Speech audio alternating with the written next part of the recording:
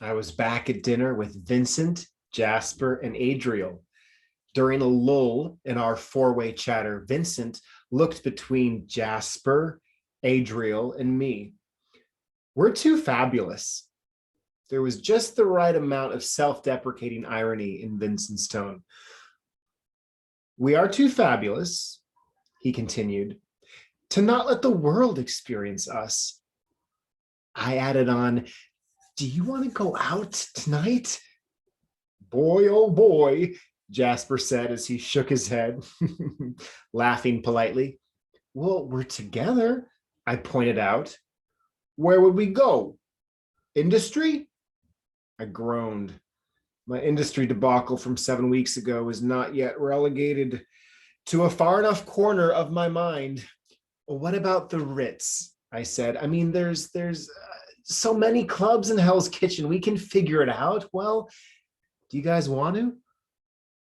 Adriel chimed in again. We can hang out at my place in Hell's Kitchen, and then we can go out, yo. An hour later, we crossed the lobby of Adriel's high-rise building located on the southeast corner of 8th Avenue and 52nd Street. Our elevator looked like it belonged on a cruise ship during the early 80s. It was essentially a cage of glass. It lifted our foursome up to the carpeted hallway of the 23rd floor. Well, look at you, Mister. Jasper murmured to Adriel as we all slipped inside and admired the broad apartment that Adriel had all to himself. It was a spoil, we learned, of his work as a world-beloved adult performer and masseuse. Half an hour later, we were all giggling. We took turns playing DJ on Adriel's computer. We pranced around, becoming increasingly imaginative on the hardwood floor of the large studio apartment. It was now becoming our catwalk. What if we all, started doing our struts in our undies? I ventured, secretly just interested in seeing Adriel and his. Within a minute, we were cheering each other down our catwalk in our briefs. I was surprised that my cohorts had laughingly obliged my request. Adriel looked great, as I'd imagined.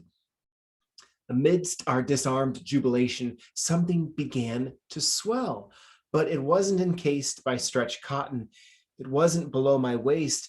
It was just below my throat, and it was encased by my rib cage. Blood began entering my hips and arms. I found myself dancing with abandon, with sensuality. The symphony of Britney Spears and Rihanna collided with our laughter. It was the first time I'd ever done something like this.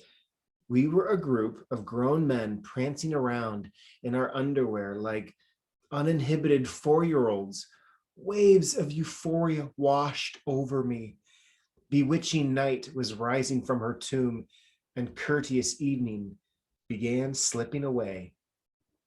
I dared Vincent and Jasper into trying on some of the kinky role-play costumes that Adriel kept stashed away in his closet for visits with clients. Jasper was practically swallowed by Adriel's fireman outfit. He looked like a boy trying on his father's uniform. Vincent cackled and shook his head at himself as he pulled on the clothes of a logger. And then I auditioned for the daytime Emmy I'd yet to earn as a big rig truck driver. I tipped my invisible 10-gallon hat. Howdy, ma'am, I offered, chewing an imaginary cud. You a truck driver, a farmer, or a cowboy? Asked Jasper. Girl, complained Vincent. Identity crisis. Yes, I laughed. Yo, you left me the best for last, chuckled the costumes owner. Adriel reached into the back of his closet, swiftly squeezing himself into a cop uniform. No, I yelled. I didn't see that one. Vincent said, I think there's a joke to be had here about the village people. I said, I keep hearing about the village people. Were they people who wrote a newspaper for Greenwich Village? Are we going to go out dancing? Vincent quizzed an hour later. We were strewn about the apartment. We definitely are, I answered from in front of Adriel's full-length mirror. I was trying on every one of Adriel's tank tops, flexing in each. In the subsequent hours, something exceptional would come to pass in the belly of the nightclubs. On the dance floor, I would shed my habit of repressing my dancing when in public and of hiding behind a caricature when I did have the audacity to dance. This transformation would be coaxed from me by Vincent and his unbridled, radically sissy gyrations, his head bobs and hand gestures, his scintillating jaw snaps. The change would be complemented by Adriel's good-humored rocking on the dance floor and Jasper's gleeful wiggling to the music. That night, I would topple a quarter-century regime of imprisoning my soul's deepest yearnings. Now, the four of us pranced out of Adriel's apartment and crowded into his apartment building's cruise ship-style elevator.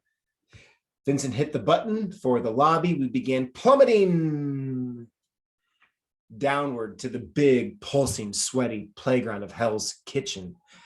And as we descended, I could not have guessed that in these next few hours, I would birth myself into the habit of crying out, "Girl!"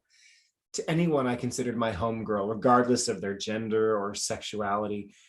In that moment, as we arrived at the ground floor of Adriel's apartment building and the doors of the glass-lined elevator parted, the only thing I could feel was relief and excitement over what awaited me outside the cage of glass I was finally leaving behind.